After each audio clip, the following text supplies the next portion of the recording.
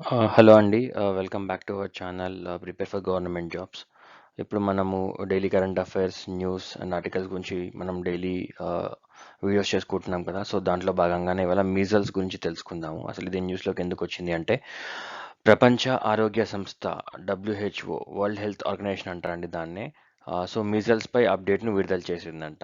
So ఈ measles గురించి అసలు తెలుసుకుందాం. ఇప్పుడు మీజల్స్ అనేది వైరస్ వల్ల కలిగే అత్యంత అంటువ్యాధి. ఇది ఆహ్, దేనివల్ల కలుగుతుందంటే వైరస్ అండి. ఇది ఒక ఇంపార్టెంట్ పాయింట్ ఇక్కడ నోట్ చేసుకోవాల్సింది. అండ్ ఇది ఎవరైనా ప్రభావితం చేయవచ్చు. కానీ పిల్లల్లో సర్వసాధారణం. సో ఇది ఎక్కువగా పిల్లల్లో సోకుతుంది. కానీ ఎవరైనా ప్రభావితం చేయొచ్చు. పెద్దవాళ్ళకి కూడా రావచ్చటండి. సో ఇది శ్వాసకోశానికి సోకుతుంది మరియు తర్వాత శరీరం అంతటా వ్యాపిస్తుంది. సో మనం ఇక్కడ ఇమేజ్‌లో కూడా చూస్తే సో లంగ్స్ కూడా ఎఫెక్ట్ అవుతుంది ఫస్ట్ ఆఫ్ ఆల్. దాని తర్వాత శరీరం అంతా కూడా సోకుతుందటండి. అండ్ మీజిల్స్ వైరస్ యొక్క సహజ అతిథేయులు మానవులు మాత్రమే. సో దీనికి న్యాచురల్ హోస్ట్ వచ్చేసి మానవులు మాత్రమేనండి.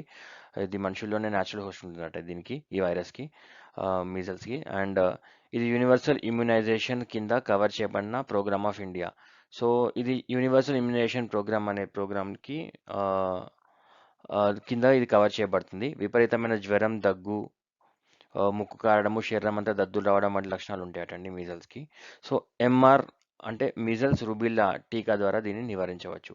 సో ఇదండి. ఇప్పుడు మీరు మీజల్స్ గురించి ఒకవేళ ఎగ్జామ్ పాయింట్ ఆఫ్ వ్యూలో ఇస్తే మీరు అది ఏంటి, అది ఒక వైరస్ అని, అది ఎక్కువగా దానికి మానవుల్లో మాత్రమే ఉంటుంది. ఎక్కువగా చిన్న పిల్లల్లో కనిపిస్తుంది.